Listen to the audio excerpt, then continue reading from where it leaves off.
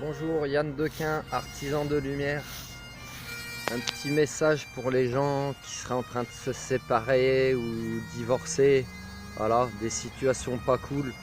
Quand vous n'avez pas d'enfants, ça passe un peu mieux, chacun son chemin. C'est plus les choses matérielles qui peuvent vous compliquer l'existence. Donc vous prenez pas la tête pour du matériel, séparez tout. Et puis voilà, chacun son chemin quoi. Quand vous avez des enfants, c'est plus compliqué. Donc ce que je peux vous conseiller, bah, la même chose, tout ce qu'il y a de matériel, même s'il y a des souvenirs, tout ça, il y a aussi peut-être éventuellement des crédits en cours. Plus ça va durer de temps votre séparation, plus ça va générer de haine, de souffrance envers vous et votre ancien conjoint et vos enfants. Et puis ça ne fera que gagner du pognon aux avocats et aux banquiers.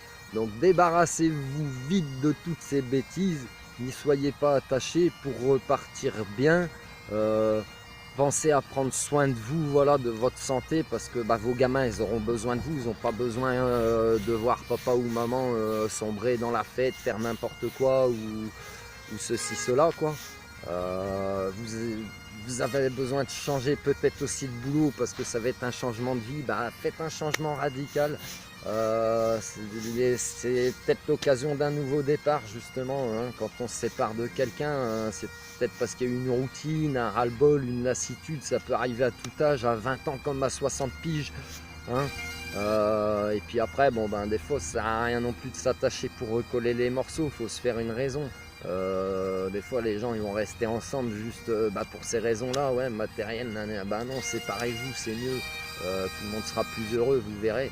Même si ça n'empêche pas peut-être que vous vous retrouverez plus tard. Faites pas les mêmes erreurs à ce moment-là. Voilà. Euh, Parce que dans ces histoires, en fait, c'est les enfants qui en pâtissent le plus. Donc, peu importe aussi les conditions, je sais bien que là, je vais piquer beaucoup de gens. Parce que dans les séparations, souvent il y a trahison, hein. La trahison fait beaucoup de dégâts. Elle amène beaucoup de haine, beaucoup de colère. Et après, beaucoup de souffrance, parce qu'il y a des mots qui blessent plus que des balles ou des coups de couteau. Et une fois qu'ils ont été prononcés et entendus par d'autres personnes, vous pouvez pas les gommer, quoi, hein. Donc faites bien gaffe à ce que vous dites, soyez pas dans la haine. Des fois c'est mieux d'être silencieux, même si ça bouillonne à l'intérieur, allez courir, allez faire des pompes, trouver des moyens de vous défouler physiquement pour évacuer cette colère, parce que la colère, il ne faut pas la laisser en soi, ni la souffrance, ni la tristesse, il faut tout sortir de vous, parce que toutes ces émotions négatives, elles vous rendent malade. Voilà. Donc c'est pas honteux de pleurer, c'est humain, c'est normal, c'est quand on est triste. C'est pas honteux d'être en colère, c'est humain.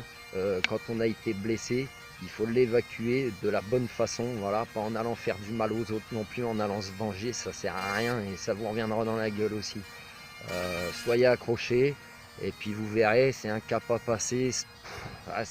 Si si vous suivez ces quelques conseils, ça peut être rapide. En un an ou deux, la paperasse c'est réglé et puis dans votre tête ça peut être réglé aussi. Voilà, faut changer d'air, changer d'amis. De toute façon, ça fait le tri aussi.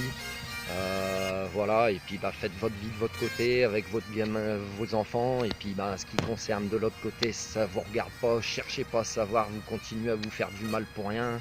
Ne vous réjouissez pas non plus si l'autre galère de son malheur parce que ça va vous revenir aussi dessus. Faites votre vie tout simplement, essayez de ramasser les morceaux pour vos gamins. Voilà, allez, et puis bon courage, allez, paix et amour.